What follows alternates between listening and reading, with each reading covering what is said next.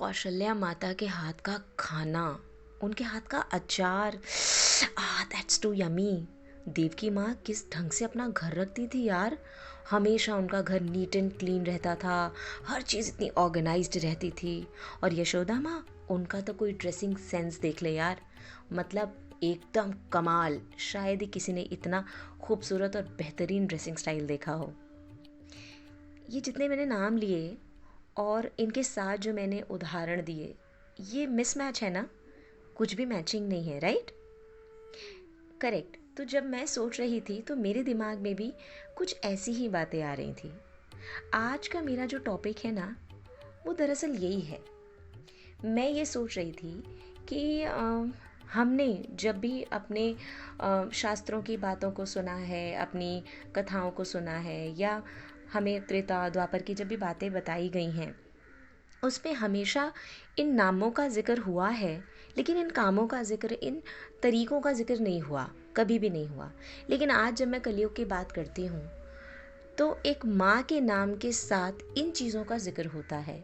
Example के तौर पे अगर आज मैं आपसे बोलती हूँ कि मेरे किसी दोस्त की जो दादी हैं, उनकी माँ बहुत बेहतरीन अचार डालती थी, और उनके हाथ का अचार फिर दादी ने सीखा, फिर उसकी मम्मी ने सीखा, और आज उसकी बहनें भी डालती हैं। तो कितना ऑथेंटिक अचार है।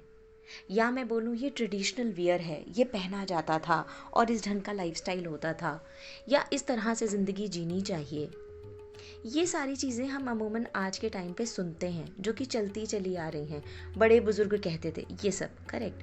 तो माय पॉइंट इज़ कि आजकल जो कलयुग में हम अपने बच्चों की जो परवरिश कर रहे हैं, वो क्या हम अपने बच्चों की परवरिश based on what is good पर कर रहे हैं, या हमारा बच्चा जो है एक अच्छा इंसान बनना चाहिए इस पर कर रहे हैं।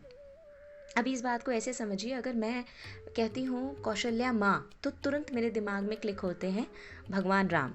अगर मैं बोलती हूँ यशोदा माँ, देवकी माँ, तो कृष्ण की एक छवि हमारे सामने आ जाती है। उनका नटखटपना या उनकी लीलाएं, वो सब हमारे दिमाग में आने लगता है। कभी भी हमने ये नहीं सोचा कि कृष्ण भगवान किस तरह के घर में रहते थे, किस तरह का खाना खाते थे।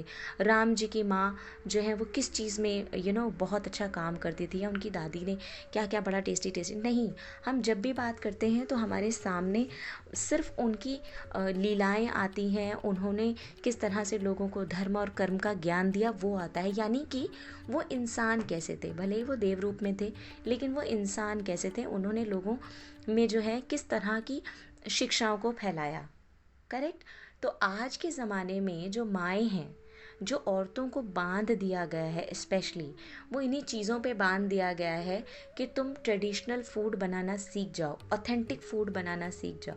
क्योंकि हमारे यहाँ पीढ़ियों में यही बनाया जाता है, ऐसे ही बनाया जाता है, यही पहना जाता है, इसी ढंग की रंगोली होती है, घर को ऐसे ही सजाया जाता है। अब इन सब चीज़ों में रहकर ना, एक माँ, स्पेशली एक माँ जो है वो अपने बच्चे की परवरिश को सेकेंडरी कर देती है।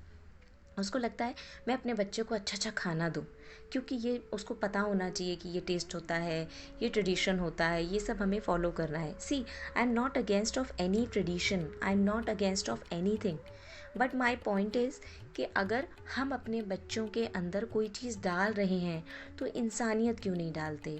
हमारे बच्चे की परवरिश जो है वो कहीं ना कहीं हाई प्रायोरिटी पे क्यों नहीं हो जाती कि हम उसको इंसान बनाएं।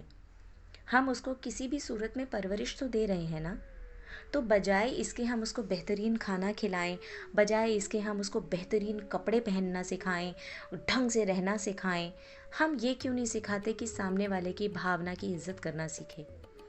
वो बच्चा जो है एक अच्छा इंसान बने, ताकि कल को जब उसकी आगे की पीढ़ियां आएं तो वो हमें एज अ पेरेंट एक अच्छा पेरेंट याद करें। उसको मेरे हाथ का अचार पसंद आया नहीं आया, दैट शुड बी सेकेंडरी। उसको मेरा पहनने का ढंग, मेरा लाइफस्टाइल पसंद आया नहीं आया, that should be secondary. But अगर मेरा बच्चा चार लोगों को अच्छा लगता है, वो चार लोगों को और अच्छी बातें सिखाता है, तो मुझे लगता है कि मैं समाज के कल्याण में एक बहुत बड़ा रोल निभा रही हूँ। तो कभी भी हमारे यहाँ माताओं ने ऑथेंटिक फूड डिलीवर नहीं किए, बहुत अच्छे इंसान पैदा किए, बहुत अच्छे धर्मात्मा पैदा किए, और उन माँओं को याद किया जाता है। तो मेरी बात पर गौर फरमाइएगा, ज़रूर इस बात पर सोचिए कि हमें अपने बच्चों की परवरिश जो है वो किस ढंग से करनी चाहिए।